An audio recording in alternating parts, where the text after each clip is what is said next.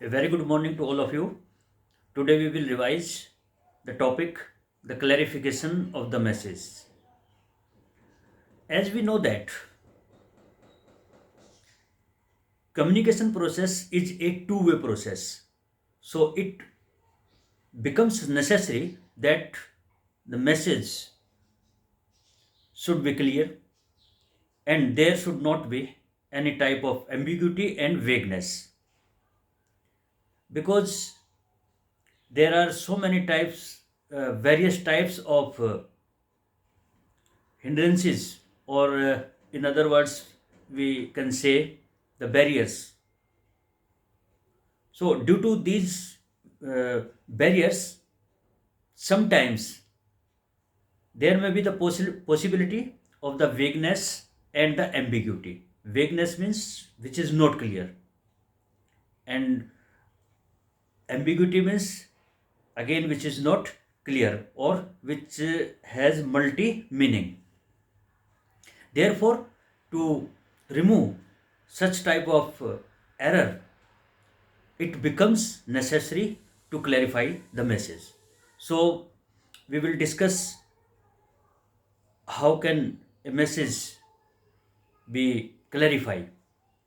So, generally there are three types of techniques. One is the repetition, another is paraphrasing and rephrasing, and third is the question technique. So, in uh, repetition method, we repeat the key phrases or the important words. By repeating the key phrases and the important words, there is a possibility to clarify the message. This is very simple and it is a common experience of all of us. Second, paraphrasing and rephrasing. Paraphrasing and rephrasing means to restate the information or the message in our own words. Sometimes to clarify the things we use our own words. So this is this method, paraphrasing and the rephrasing. A common example of paraphrasing which we can consider here in whenever if suppose we try to understand a poem and we read the translation of the poem, then this is the paraphrasing. This is the example of the paraphrasing. Now the third technique or the third method to clarify the message is the question technique. In question technique we generally use three types of questions. One is closed question, second is open questions, and third is probing questions. Closed questions are those questions which has which have small answer, or the questions which may be answered by one word or in form of yes and no. Means these are very short questions. For example, if someone asks, are you happy? I may say either yes or no. So this question can be answered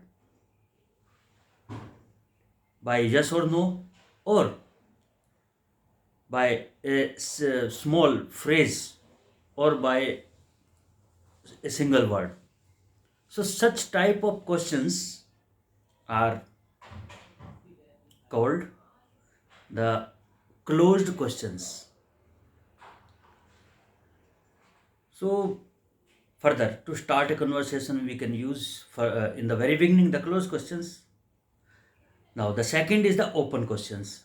If suppose we extend our closed questions to some more extent, or in other words, if we want to find out more about a person, their needs, their problems, then we may use open questions. With the help of the common sense, we can understand open questions with the assumption that when the closed questions are extended further to know more, then this becomes open questions. So,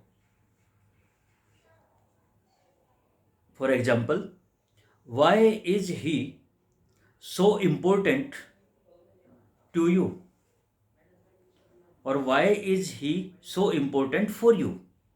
Now, this question needs some more words to explain.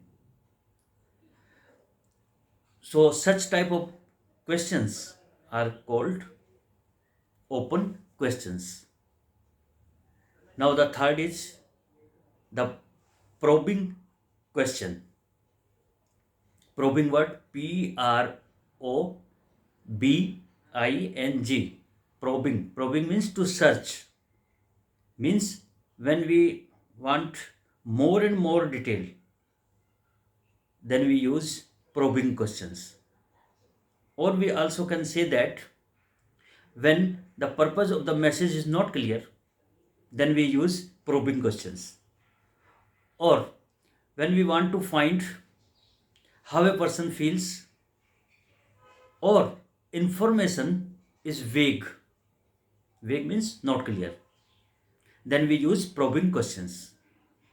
Further, to check what is being said is relevant to the main purpose of inquiry or not, then again we use probing questions. So, in nutshell, we conclude that there is a need of the clarification of the message, because due to the barriers of the communication, semantic barrier, organizational barrier, or mechanical barrier, physical barrier, or psychological barriers. So due to these barriers, there may be the possibility that the message may be blurred or distorted. So to obtain the clarification of the message, we may use three types of the technique. One is the repetition, in which we repeat the key phrases and important words, and another is the phrasing and rephrasing, which means to restate the statement or information or message in our own words. And third is the question technique. In question technique, we use three types of the question: closed questions, and open questions, and uh, probing questions.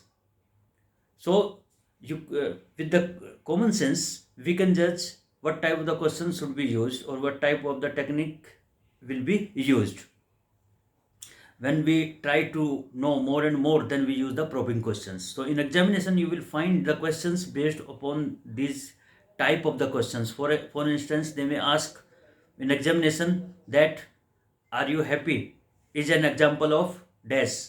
Then answers will be of closed question.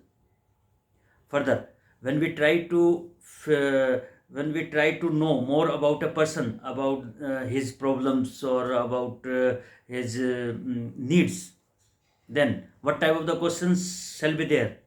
The answers will be the open questions. Similarly, when the information is vague, when the information is not complete, or if we want whether the which is being said is relevant to the main inquiry or not, then we use the probing questions. So this topic was very simple, very short, and in examination we may get one or two questions based upon this concept. So hope that you will go through this recording, and the next recording we will discuss another topic that is very important, and the business meeting. That topic shall be the business meeting. So okay, best of luck for the today. Take care of you.